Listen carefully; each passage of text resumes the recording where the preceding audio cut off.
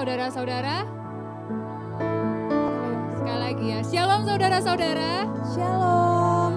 Puji Tuhan, kita memasuki ibadah kedua pada hari ini dan kita akan beribadah bersama, kita akan memuji Tuhan bersama, kita akan mendengarkan firman Tuhan bersama, dan mari kita bersuka cita bersama. Amin.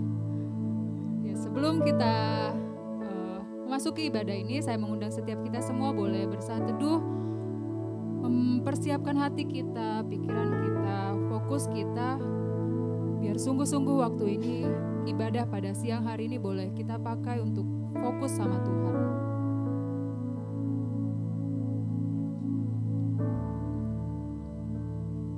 Kita mau fokus sama Tuhan, kita mau fokus sama ibadah pada siang hari ini, mengingat kebaikan-kebaikan Tuhan, mengingat betapa dalamnya kasih-Nya Tuhan.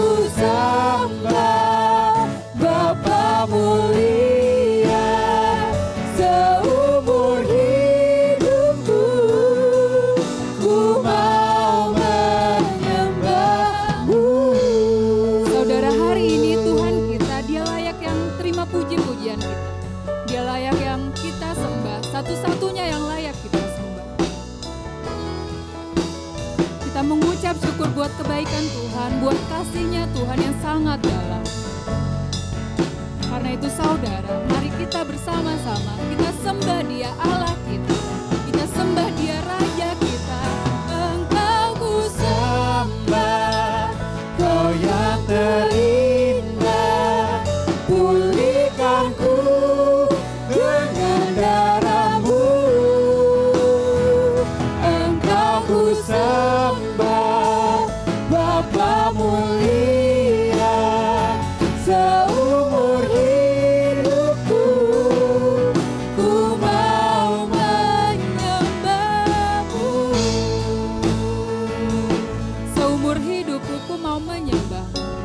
Seumur hidupku ku mau menyembah-Mu.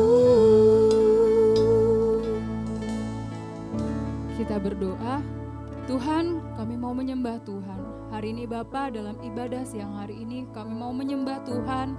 Kami mau memuliakan nama Tuhan. Dan terlebih Tuhan, kami mau dikuatkan lagi lewat firman Tuhan hari ini.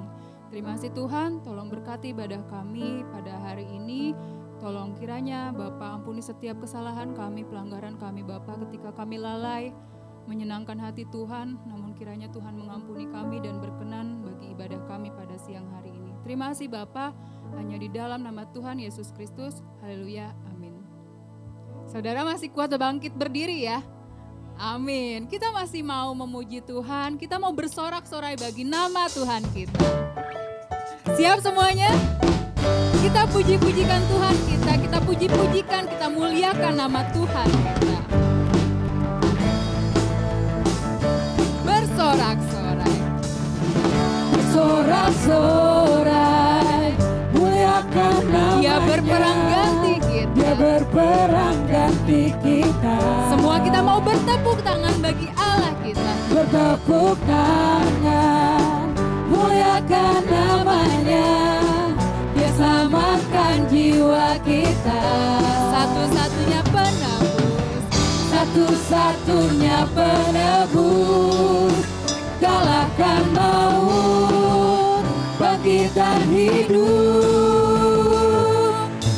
Tuhan yang memberi kemenangan bersama kita, di dalam kita.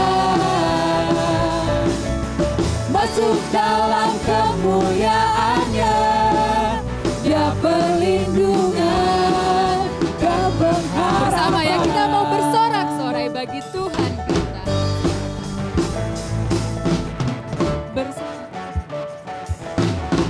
Bersorak-sorai. Bersorak-sorai, muliakan nama-Nya. Dia berperang ganti kita. Kita bertepuk tangan, kita muliakan nama. Bertepuk tangan, muliakan nama-Nya.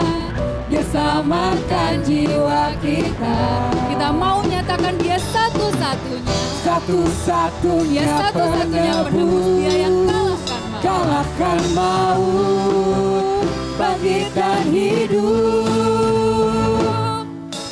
Tuhan yang memberi kemenangan bersama kita, di dalam kita.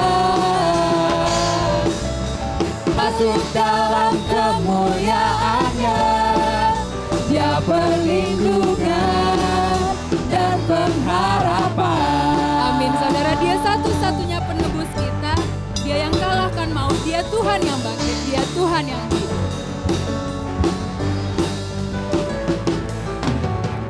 Satu-satunya penebus, kalahkan maut, bangkit dan hidup. Sama-sama ya. Tuhan yang memberi kemenangan bersama kita, di dalam kita. Amin. Masuk dalam kemuliaan-Nya, Dia perlindungan dan pengharapan. Tuhan yang memberi kemenangan bersama kita, di masuk dalam kemuliaan-Nya. Dia perlindungan dan pengharapan. Dia perlindungan, Dia perlindungan kita dan pengharapan kita. Dia perlindungan dan pengharapan.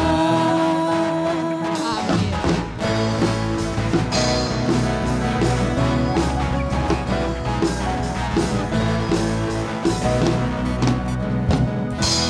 Amin saudara, Dia Tuhan, Tuhan Yesus Kristus, Dia perlindungan kita, Dia pengharapan kita. Karena itu kita bersuka cita, amin. Kita bersuka cita karena Tuhan baik, karena Tuhan luar biasa baik, karena Tuhan luar biasa penuh kasih di dalam kita. Dan Tuhan juga yang memberi kita kegirangan. Tuhan memberiku kegirangan Dan sukacita melimpah. dan sukacita melimpah. Minyak yang baru dicurahkan. Minyak yang baru dicurahkan. Haleluya, kita mau bersorak bagi Tuhan. Haleluya, ku bersorak. Amin saudara, kita mau terima janji Allah kita. Sebagai kaum percaya, sebagai orang-orang percaya, kita mau terima janji Tuhan kita.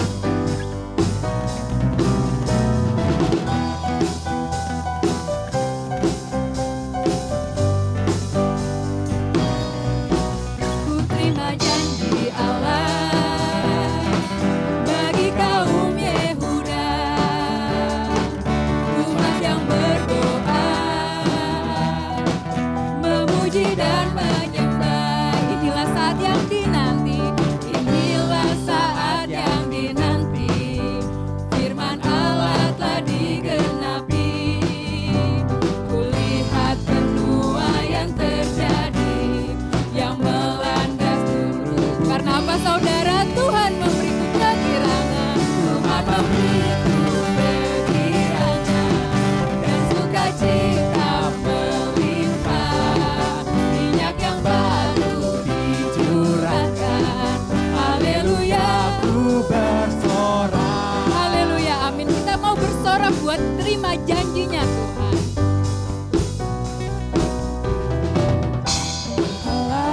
Bagi kaum Yehuda, Bagi kaum Yehuda, kita umat yang berdoa, kita memuji umat Tuhan. yang berdoa, Kita menyembah Tuhan. memuji dan menyembah. Inilah saat yang dinanti, firman Allah telah digenapi. Kita lihat penuaian terjadi. Penuaian terjadi yang melanda seluruh bumi. Tuhan memberiku kegirangan dan sukacita melimpah. Minyak yang baru dicurahkan. Haleluya, ku bersorak. Tuhan memberiku kegirangan dan sukacita melimpah. Minyak yang baru Sekali dicurahkan. lagi ya, kita pujikan Tuhan memberiku kegirangan. Tuhan memberiku kegirangan dan sukacita. Dan sukacita melimpah. Minyak yang baru dicurahkan. Haleluya, ku bersorak. Haleluya, ku bersorak. Haleluya, ku bersorak. Amin, haleluya. Kita bersorak bagi Tuhan.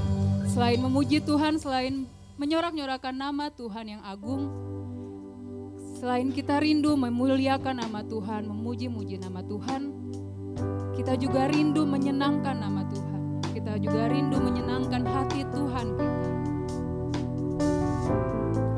Kita mau masuk ke dalam firman Tuhan. Mari kita siapkan diri kita lewat pujian menyenangkan. Ini kami Tuhan, kami mau menyenangkan. Ini kami Tuhan, kami mau dibentuk hati kami. Tuhan, ku mau menyenangkan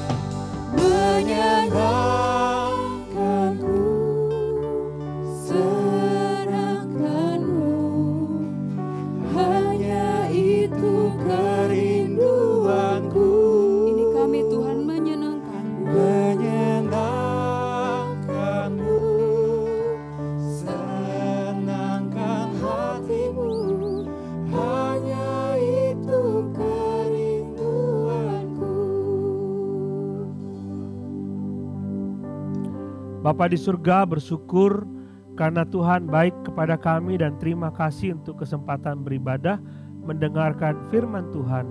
Biarlah lagu yang kami nyanyikan tadi sungguh-sungguh menjadi keinginan hati kami yang terdalam, bahwa sepanjang hidup kami ingin menyenangkan Tuhan. Terima kasih Bapa, urapi kami semua supaya kami menerima kebenaran firman Tuhan. Di dalam nama Tuhan Yesus kami berdoa, amin. Silakan duduk saudara, kita belajar kembali dari surat Filipi. Inilah uniknya kalau kita belajar firman Tuhan, kita akan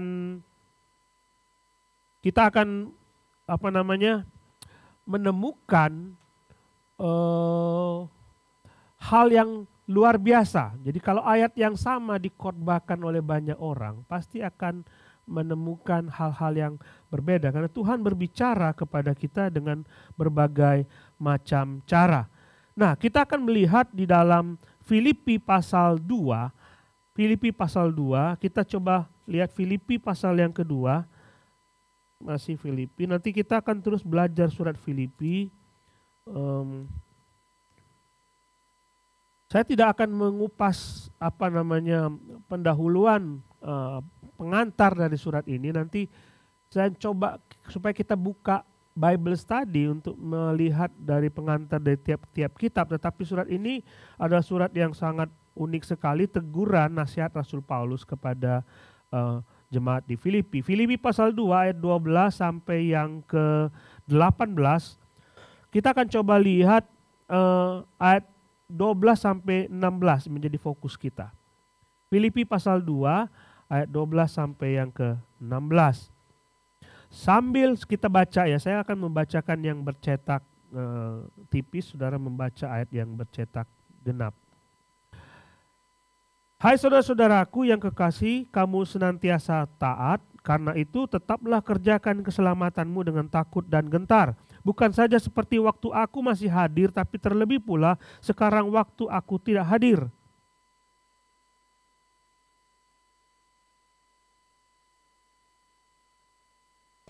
Lakukanlah segala sesuatu dengan tidak bersungut-sungut dan tidak berbantah-bantah.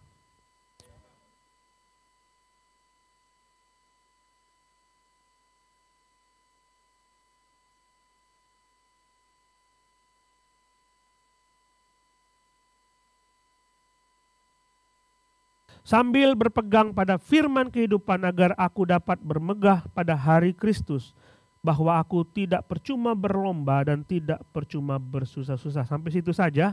Saudara lihat dalam ayat 15, di situ disebutkan, kamu tidak bercela di tengah-tengah angkatan yang bengkok hatinya dan yang sesat ini.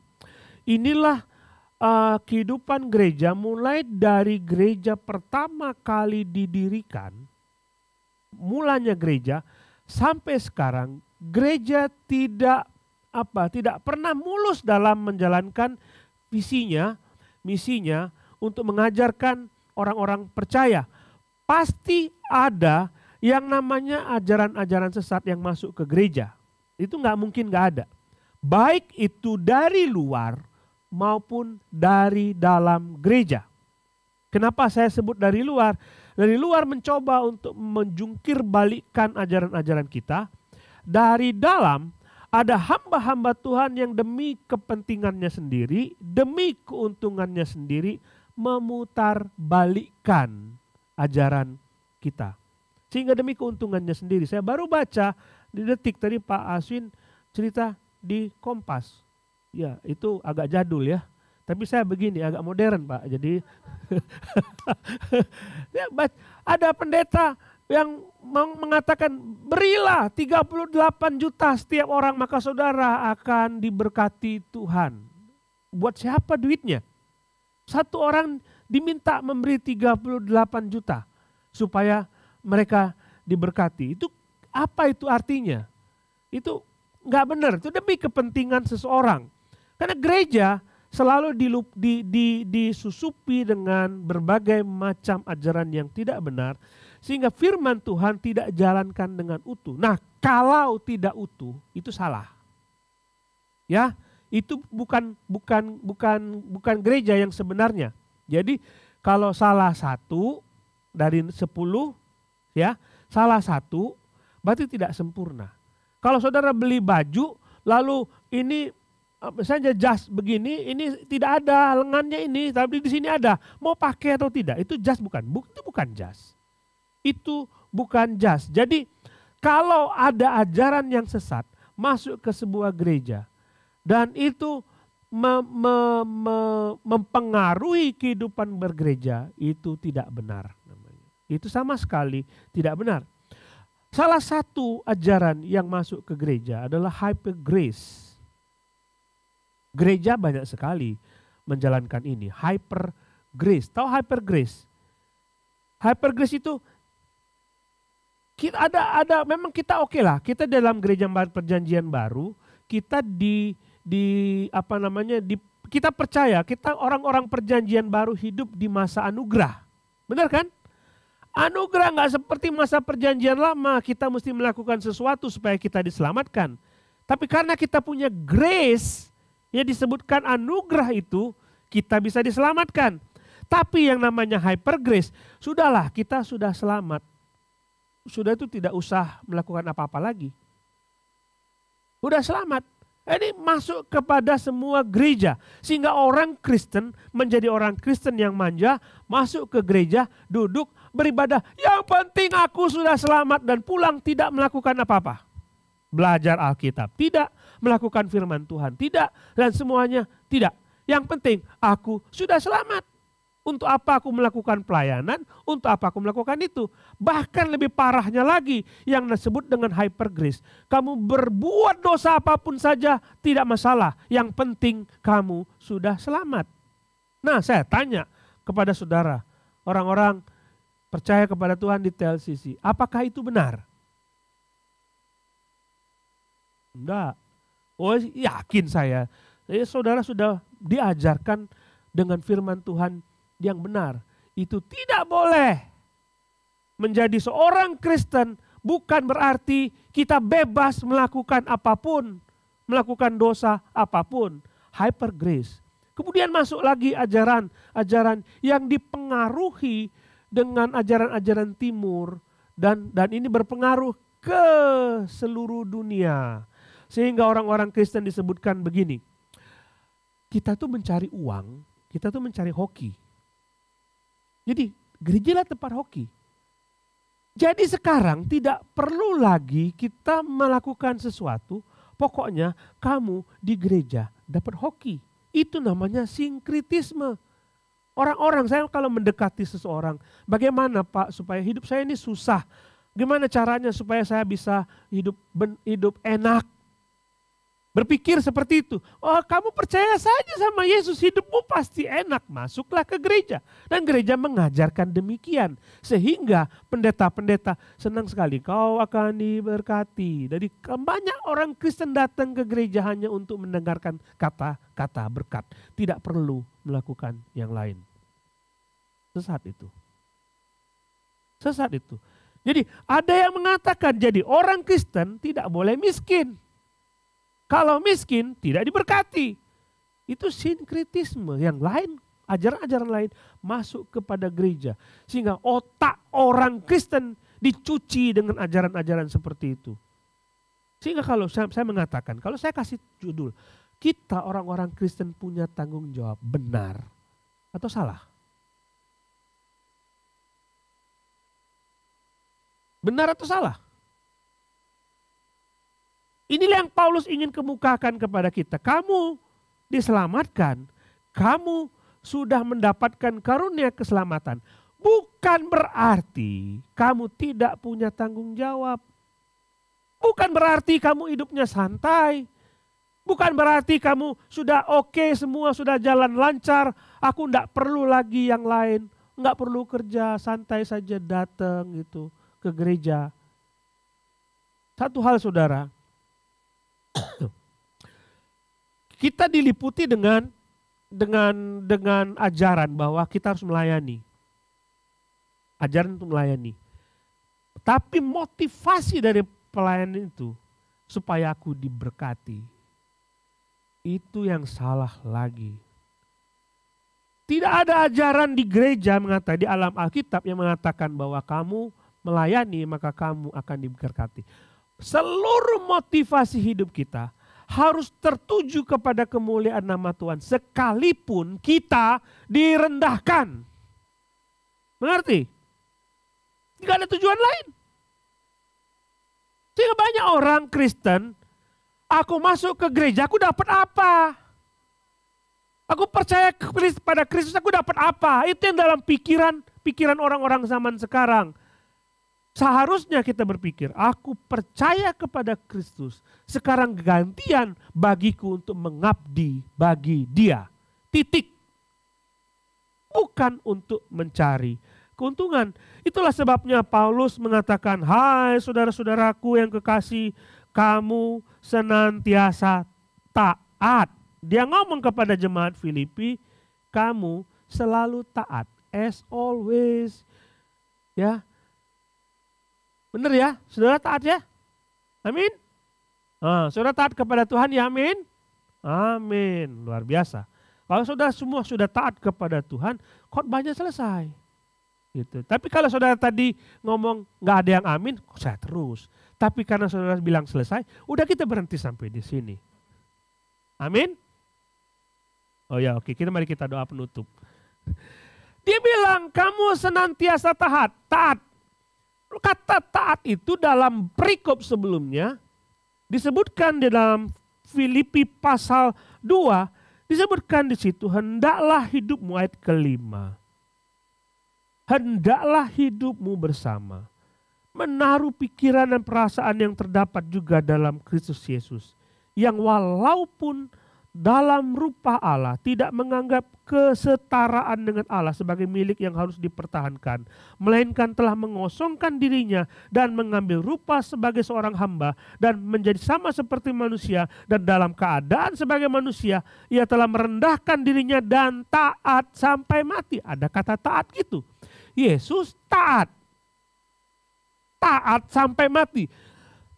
Yesus itu masuk ke dalam dunia. Dia sebagai manusia, dia ngomong 3 kali dia bilang, aku akan mati di atas kayu salib. Apakah kata-kata itu dia ucapkan dengan mudah? Susah. Coba kalau misalnya saudara belum lahir. Nah saudara lahir, kemudian saudara diomongkan kepada Tuhan, kamu akan mati begini demi ini. Nanti hidupmu akan menderita supaya ini tercapai. Ada yang mau kayak gitu? Diberitahu oleh Tuhan bagaimana kisah hidupmu nanti. Ada yang mau? Nanti umur sekian kamu mati. Sakit kanker lah. Nggak mati-mati, kankernya itu ya kira-kira 15 tahun terbaring di kamar, di ranjang. Nggak bisa ngapa-ngapain tapi 15 tahun. Mau? Yesus diliputi dengan hal seperti itu. Jadi dalam waktu dia masih hidup di dunia, dia sudah berpikir, aku akan menuju salib dan menderita bagi kita. Dia taat. Demi siapa? Demi saudara. Dan rela. Demi menyelamatkan saudara, dia mengatakan, aku taat dan tidak pernah goyah. Aku akan mati demi kamu. Dan dia balik sekarang. Paulus mengatakan, Yesus sudah taat. Demi menyelamatkan hidupmu. Berkorban. 33 tahun usianya. Kalau misalnya, kamu lahir ya, kamu umur berapa? 15 tahun, 30 tahun mati. Dengar gitu enak gak? Enggak enak. Tapi Yesus sudah tahu, 33 tahun dia akan mati. Nah dia balik sekarang. Kamu taat ya? Sama seperti Yesus taat. Bisa gak? Dan Tuhan punya rencana dalam hidup kita. Lalu dia bilang, kamu taat sama seperti Yesus taat. Sama seperti Yesus taat. Maksudnya apa? Yesus berkorban demi ketaatannya. Dan saudara pun harus berkorban demi ketaatan saudara kepada Tuhan. Jadi Yesus memikirkan kita, motivasinya supaya kita hidup benar, hidup dibenarkan, diselamatkan. Kita motivasi kita supaya Dia dimuliakan. Itu saja. Kemudian dalam Filipi pasal 2 ayat yang ke-12 itu, kamu senantiasa taat, karena itu tetaplah kerjakan keselamatanmu dengan takut dan gentar. Saudara, mengerjakan keselamatan bukan berarti kita bekerja untuk memperoleh keselamatan. Lihat, surat ini ditulis kepada orang Filipi yang notabene orang-orang percaya yang sudah pasti di dalam pasal pertama dia mengatakan orang-orang kudus udah pasti selamat. Jadi kerjakan keselamatan bukan supaya kamu dapat selamat, tapi hiduplah sesuai dengan keselamatan yang kamu peroleh. Tadi pagi Pak Asin mengatakan work out itu keluar. Kita berolahraga, work out itu prosesnya itu waktu kita berolahraga otot-ototnya keluar, terlihat hasilnya. Berarti ya? Jadi bukan untuk mendapatkan sesuatu, terlihat hasilnya. Kamu keselamatan itu terlihat atau tidak oleh orang lain, oleh Tuhan. Terlihat atau tidak? Kalau tidak, something wrong with your salvation. Ada yang sesuatu yang salah. Orang tidak melihat sesuatu dalam dirimu yang menunjukkan bahwa engkau telah diselamatkan. Work out your salvation. Biarlah itu terlihat oleh orang lain. Dan Tuhan juga melihat sepadan hidupmu. Memang benar orang ini sudah diselamatkan. Contohnya, tadinya dia mencuri. Kalau sekarang masih mencuri, nggak ada hasilnya, nggak terlihat hasilnya itu. Kalau dulu dia suka mabok, setelah percaya kepada, aku percaya aku sudah selamat. Sekarang masih mabok, masih. Itu nggak benar itu namanya. Itu nggak terlihat hasilnya. Mana hasilnya? Kan bapak-bapak sama ibu-ibu kan sering bertengkar. Pak, suami saya itu ngomong sudah bertobat, tidak mau ini lagi, tapi nyatanya dia masih. Kan gitu kan kita terlihat. Mana buktinya? Mana buktinya? Bagian pertama ini work out salvation. Menjadi tanggung jawab kita kepada Tuhan, bukti tanggung jawab kepada Tuhan bahwa kita sudah diselamatkan dengan cara kita melakukan hal-hal yang Tuhan mau. Saya pikir semua sudah tahulah apa yang Tuhan mau. Cuma mungkin kita tidak gentar seperti yang disebutkan di sini dengan takut dan gentar. Paulus mengatakan bukan saja seperti waktu aku masih hadir, terlebih pula sekarang waktu aku hadir. Saudara, ketika saudara hidup benar di hadapan Tuhan, bukan supaya dilihat oleh orang. Tuhan yang lihat. Takut gak sama Tuhan? Itu saja. Jadi kerjakan keselamatanmu. Waktu tidak dilihat orang maupun dilihat orang, saudara tetap menjadi orang Kristen yang setia kepada Tuhan. Tidak perlu pembuktian dari orang lain. Tuhan sendiri yang tahu. Coba bercermin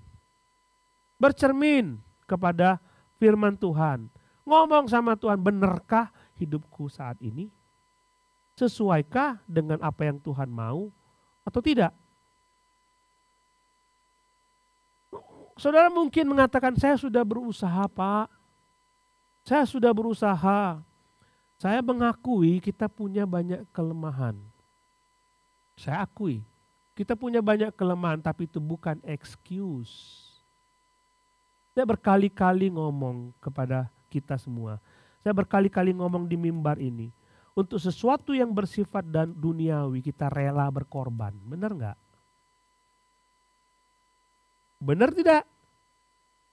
Untuk mendapatkan uang, kita rela bangun pagi. Belanja di pasar. Beli daging. Buat bakso, ngolah bakso, siangnya mesti buka supaya kita dapat untung. Kita rela itu melakukan semua. Tapi buat Tuhan kita nggak rela. Padahal dia sudah mati buat kita. Karena memang banyak orang hanya demi kepentingannya sendiri, bukan buat Tuhan.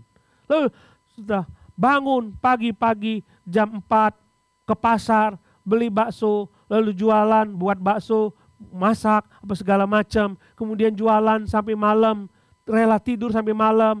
Dan ngomong sama Tuhan, Tuhan berkati usahaku. Itu kan doanya. Kita rela. Kenapa? Karena ujungnya kita dapat duit. Tapi buat Tuhan, kita rela gak?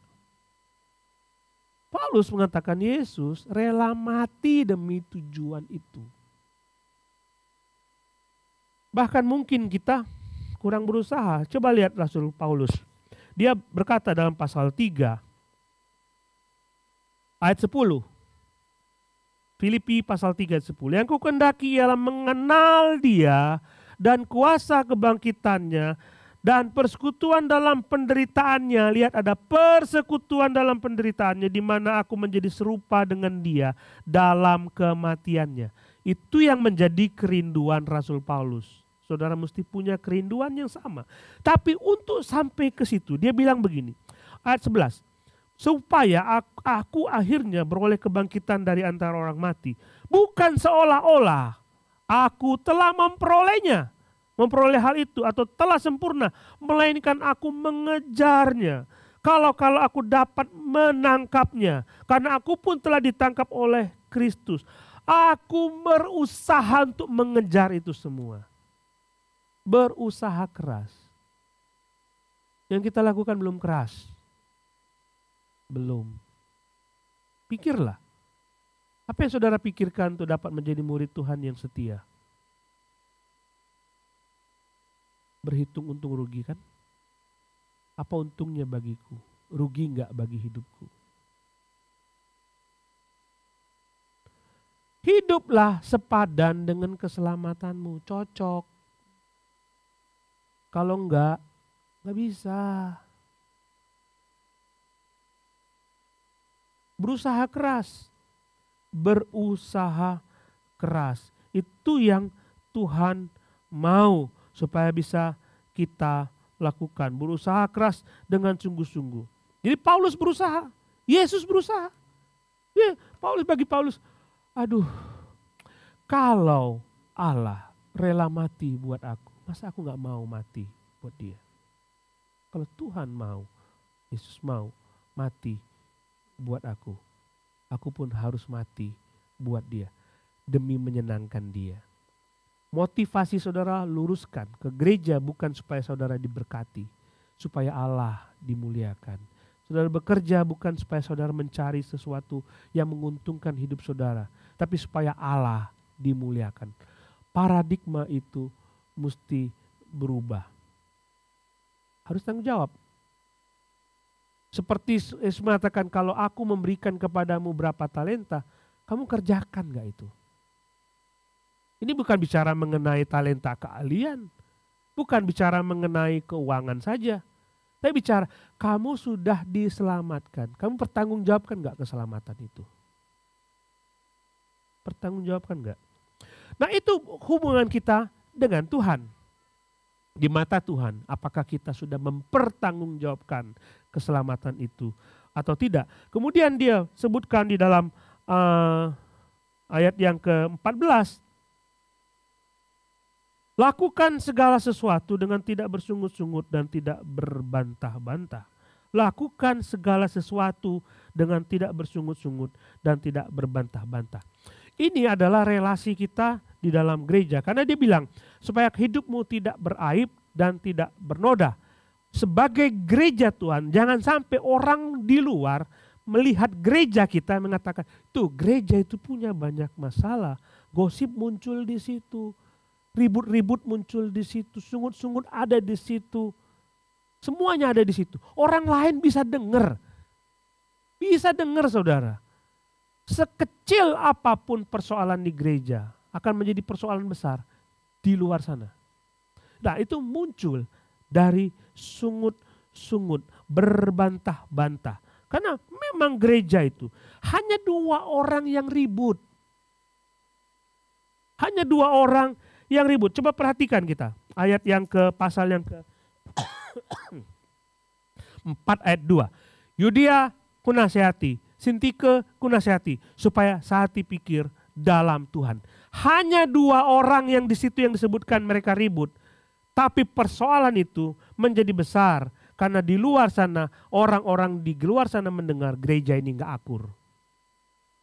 Hati-hati dan mengatakan jangan kamu berbantah-bantah dan bersungut-sungut. Saudara tahu ya siapa yang gemar bersungut-sungut? Kata-kata itu identik dengan orang-orang Israel. Kenapa mereka bersungut-sungut?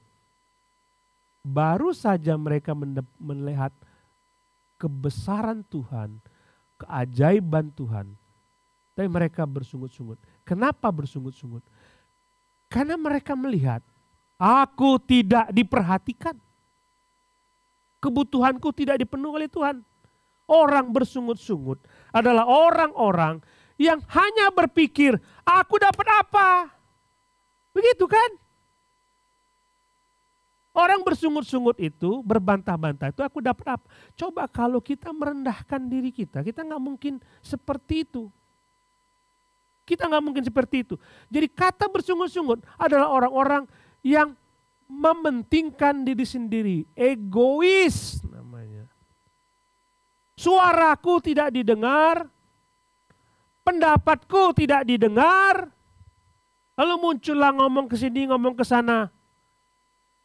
Seolah-olah ada yang salah. Kacau gereja. Jadi hati-hati. Pertama saudara harus berpikir bahwa saudara mengerjakan keselamatan dengan takut dan gentar. Tuhan sendiri yang melihat itu. Tuhan sendiri yang melihat itu. Kedua, hubunganmu dengan sesamamu di anggota sesama di gereja ini bagaimana? Apakah ada berbantah-bantah satu sama lain? Itu dimulai dari kita sendiri yang hanya mementingkan keinginan kita sendiri. Di dalam gereja tidak boleh ada menggerutu. Ya sama seperti Marta, Maria. Si Marta menggerutu kan? Kenapa dia menggerutu? Dia bekerja tidak ditolong oleh Maria. Aku capek. Aku tidak ditolong dan dia menggerutu. Kenapa kan? Ya kalau Marta pengen, lakukanlah apa yang memang menjadi bagianmu. Lakukan saja, nggak usah menggerutu. Kalau menggerutu ngomong sama yang ini, ngomong sama yang itu, ngomong sama yang lain. Semua gereja mendengar dan kacaulah itu gereja. Saudara, hati-hati. Gereja tidak boleh seperti itu. Setiap kita masing-masing harus melakukan segala sesuatu yang kita lakukan menjadi bagian kita dengan tidak menggerutu. Capek? Iya. Susah? Iya. Tapi karena itu menjadi bagianmu, lakukan itu dengan baik. Apalagi menggerutunya dengan ini, dengan itu, dengan ini, dengan itu. Wah, kacau semua gereja. Kacau. Ini akan terlihat di luar. Sekalipun kita di sini mungkin tidak terdengar suaranya itu, tapi Tuhan tidak akan memberikan berkat bagi kita. Pikirkanlah, kalau ada orang baru masuk ke gereja kita, dan ketika dia masuk dan dia mendengar banyak sekali gerutu dan ocehan dan bantahan. Saudara membawa berapa orang ke gereja ini? 100? Keluar semua 100 itu. Saya datang ingin belajar firman Tuhan. Saya datang ingin percaya kepada Tuhan. Kalau isinya adalah orang-orang Kristen yang seperti ini, untuk apa aku percaya kepada Tuhan? Dengan demikian saudara mempermalukan Tuhan. Mempermalukan Tuhan. Perhatikan, cuma 2 bagian yang saya ingin saudara lihat. Pertama, kerjakan keselamatanmu. Sungguh-sungguhlah hidup benar di hadapan Tuhan. Kedua, jaga kesatuan dengan tidak menggerutu di dalam gereja Tuhan. Sehingga akhirnya di dalam pasal yang kedua, ayat yang ke 15 disebutkan, supaya kamu tidak beraib dan tidak bernoda sebagai anak-anak Allah yang tidak bercela di tengah angkatan yang bengkok hatinya dan sesat ini. Sehingga kamu bercahaya. Terlihat, orang tuh mau datang kalau lihat cahaya. TLCC itu ada cahaya yang bagus dan orang menarik untuk datang. Jaga seperti itu. Ya, Filipi punya persoalan yang berat, terancam perpecahan hanya karena 2 orang yang bertengkar. Kita tidak mau itu terjadi di sini. Kalau saudara benar-benar mengerjakan keselamatan, saudara taat kepada firman Tuhan, dan untuk itu mungkin lagi begini ya. 2 hal itu, mengerjakan keselamatan dan tidak menggerutu. Kadang-kadang kita berpikir, nggak tahan gitu ya. Nggak kuat rasanya. Tidak bisa untuk melakukan apa yang Tuhan perintahkan. Gemes rasanya, pengen cerita, pengen menggerutu. Nggak tahan lagi. Lihat, mungkin belum berkorban.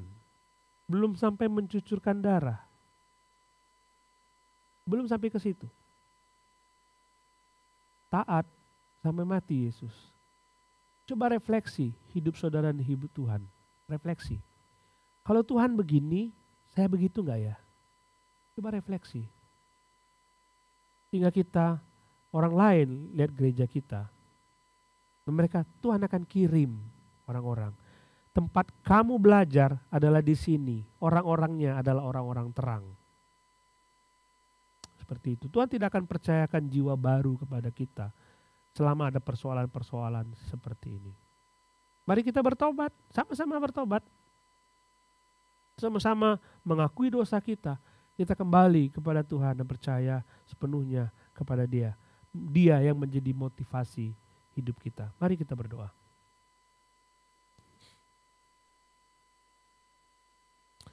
Saya tidak tahu Tuhan bicara apa kepada saudara. Saudara meresponi firman Tuhan dengan berdoa kepada Dia.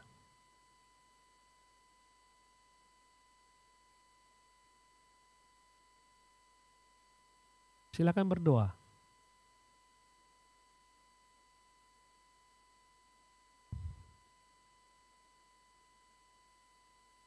Bapa di surga, kami bersyukur kepadamu dan berterima kasih.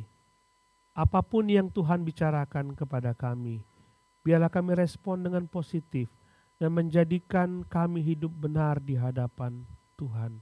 Bapa, Engkau menolong kami, berkati anak-anak-Mu, biarlah kami semua hidup benar sesuai dengan apa yang Tuhan inginkan. Apapun yang menjadi komitmen mereka, Tuhan kiranya mendengarkan semuanya itu.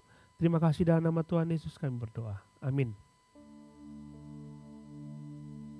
Saudara, kiranya firman Tuhan pada siang hari ini boleh meneguhkan kita, menguatkan kita untuk kita berjanji sama Tuhan, selalu setia sama Tuhan. Kita pujikan, ya Yesus, ku berjanji.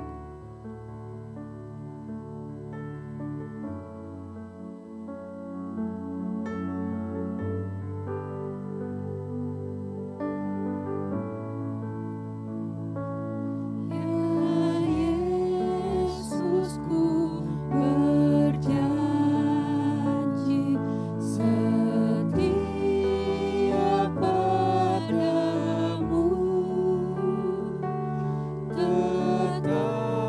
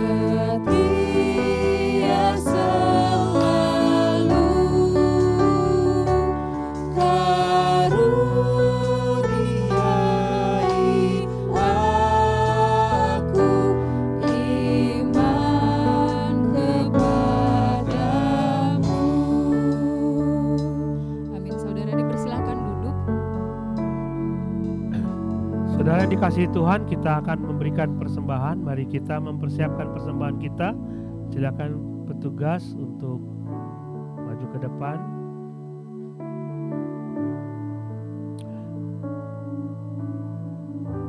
Mari kita berdoa bersama-sama untuk persembahan kita. Bapa di surga, terima kasih kami diberi kesempatan untuk mengabdi bagi Tuhan melalui uang kami. Kami berdoa, biarlah kami dengan kerelaan hati kami memberikan apa yang kami miliki demi perkembangan kerajaan Tuhan.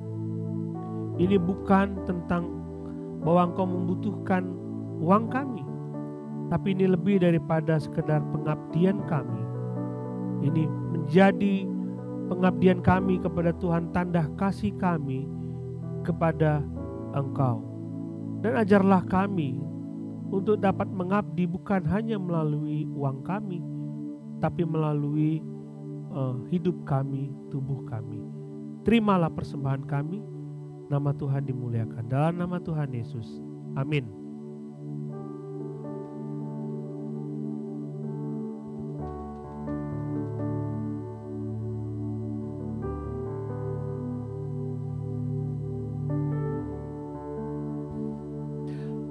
Sambil persembahan diedarkan, ada dua hal yang ingin saya sampaikan. Bahwa gereja akan mengadakan upacara baptisan, masih terbuka bagi saudara kalau saudara mau dibaptis di gereja ini. Kemudian ada kesempatan juga kalau saudara mau bergabung menjadi anggota gereja, saudara bisa menghubungi saya atau menghubungi sekretariat gereja supaya saudara bisa bergabung dan melayani bersama-sama dan belajar bersama-sama. Terima kasih Bu Mimi, Bu Lisbeth. Mari kita berdiri, kita tutup ibadah kita. Apa? Oke. Oh iya, ada tamu tidak kasih ke saya. Ada Pak Bob di sini. Terima kasih kehadirannya Pak Bob. Pak Bob ini adalah orang tua dari Albert, ya. Nanti kita bisa. Iya. Mari kita berdoa bersama-sama. Bapa, terima kasih, kami bersyukur untuk semua rangkaian ibadah yang boleh kami lakukan hari ini. Tuhan dimuliakan, Tuhan diagungkan, dan biarlah sepulang dari tempat ini kami menerapkan firman Tuhan, baik di keluarga kami, di lingkungan kerja kami, maupun di tempat tinggal kami. Bapa, terima kasih, berkatilah anak-anak-Mu dengan seluruh pergumulan yang mereka hadapi. Tuhan mendengarkan dan Tuhan menjawab. Terima kasih Bapa, berkatilah kami semua. Kembali kasih Tuhan, pulanglah dengan damai sejahtera dari Allah Bapa dan persekutuan dari Yesus Kristus, penghiburan dan kekuatan dari Roh-Nya yang kudus beserta dengan saudara sampai selama-lamanya. Amin.